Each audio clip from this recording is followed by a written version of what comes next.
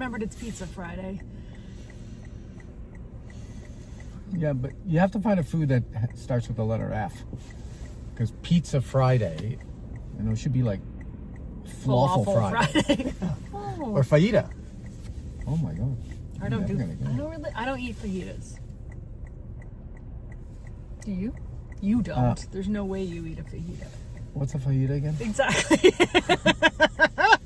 Girlfriend's an only child. She has aging parents. They rely on her to be at appointments because there's a language barrier and they need her to help. But she works and her employer gives her a hard time about it. Well, comments. Yeah. I mean, the comment is there's no question that in jurisdictions right across Canada, certainly including Ontario, that a prohibited ground of discrimination includes the employee's obligation, I'll call it, to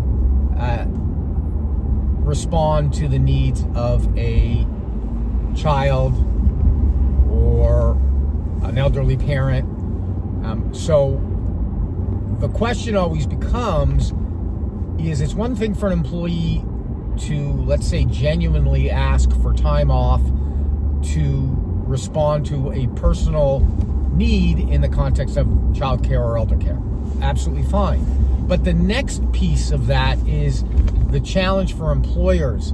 Is employers, understandably, their reaction is, well, if I do this for this person, first of all, everybody else is going to do it, right? Childcare, elder care, very common. It's going to apply to everybody. And then where do I draw the line? Like, can they just ask and I have to say yes? So there's a lot of confusion surrounding it, and particularly as it relates to the employer's ability to ask questions. And when I say ask questions, I'll use the example of childcare. It's a little more common at this point than elder care, but elder care is coming up pretty fast. In the childcare scenario, as an employer, and the employee says, well, I need to work remotely because I can't find childcare.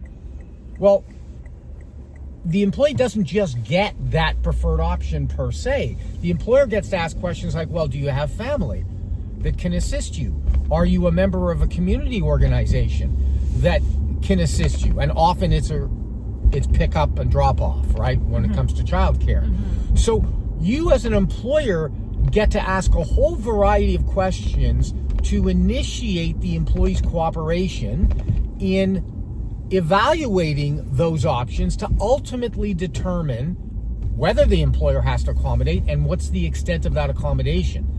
But both employers and employees are not aware of it. You can get a reaction from an employee that says, well, that's kind of private information you're asking me about.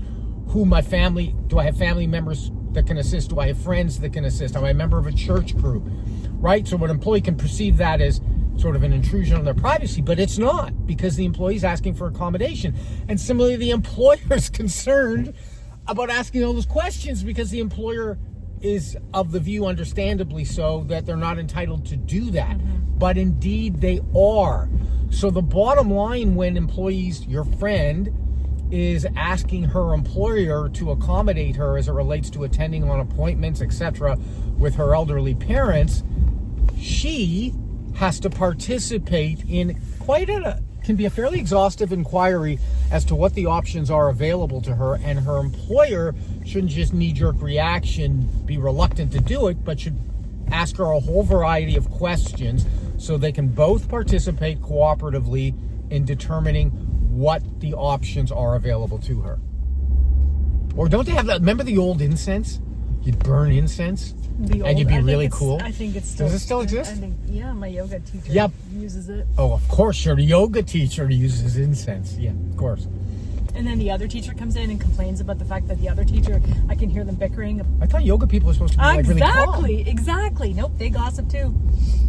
Really? Mm-hmm. That's the bane of our existence, is gossip. It's true. We should ban it. But it would be no fun.